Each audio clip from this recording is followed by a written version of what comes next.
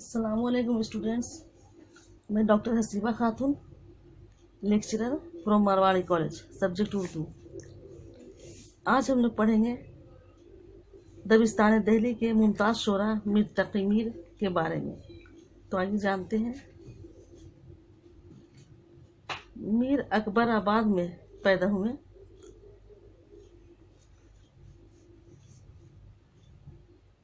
मगर बाद में दिल्ली चले गए।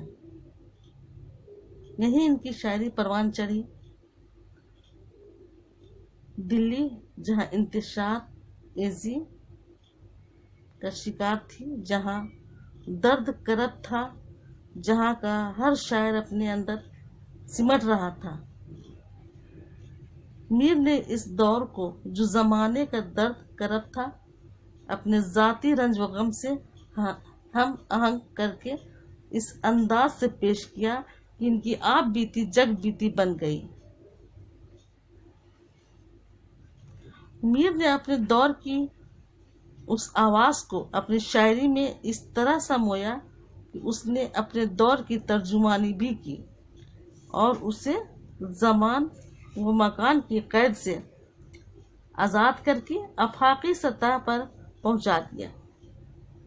मीर की आवाज़ 18वीं सदी के बरसगीर की रूह की आवाज़ है, जिसमें उस दौर के एहसासात, उम्मीद व बेम, खौफ व रजा, आस व यास और गम व अलम शामिल है।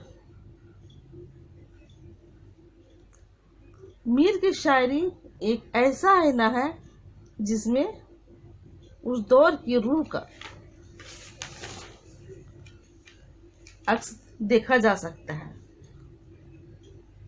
मीर की शायरी अपनी बास खुसूसियत की वजह से उर्दू ज़ुबान में मुमताज़ हैसियत रखती है।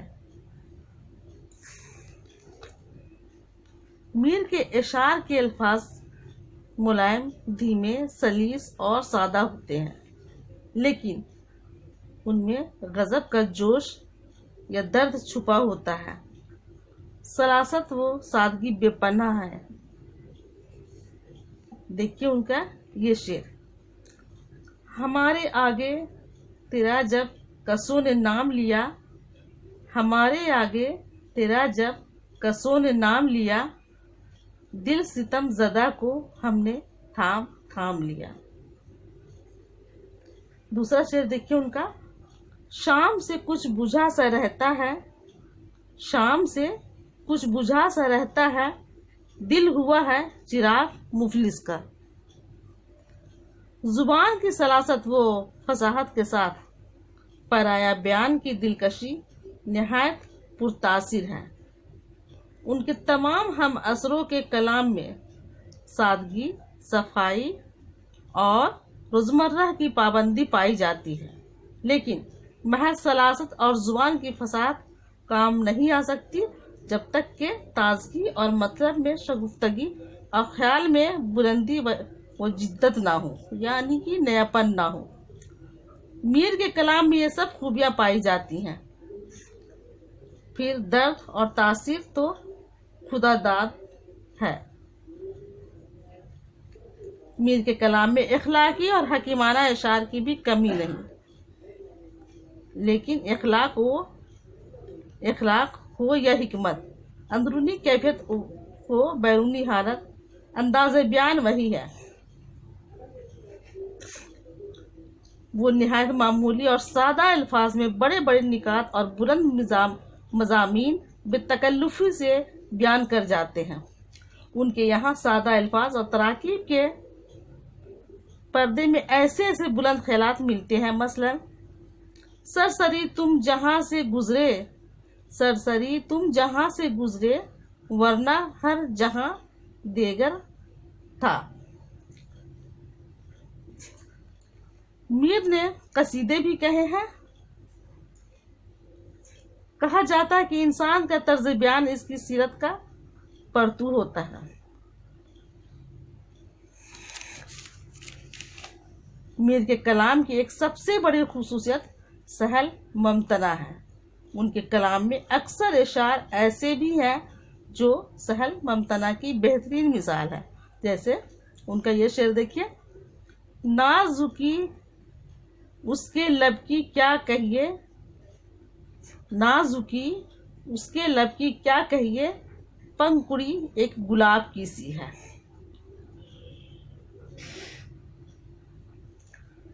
میر کے یہاں انسان دوستی کسی خاص مذہبی یا سیاسی مسلک کی پابندی نہیں ہے، یہ ایک وجہ ہے، اسلوب ہے، ایک طرز فکر ہے۔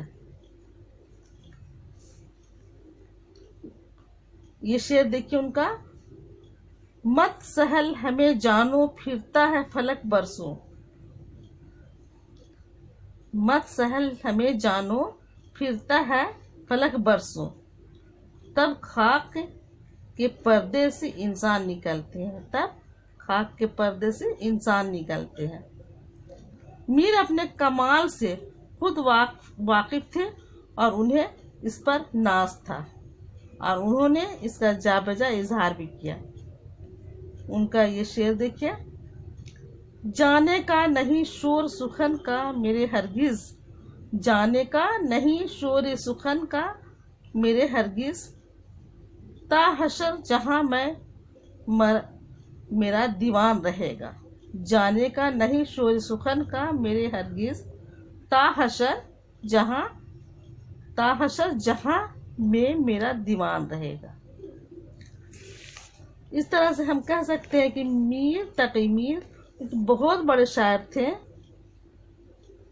اور میں نے پہلے بھی بتایا کہ انہوں نے قصیدے بھی کہے ہیں، لیکن ان میں وہ تم تراک نہیں جو قصیدے کی خصوصیت ہے۔ البتہ ان کی مثنویاں قابل ذکر ہیں۔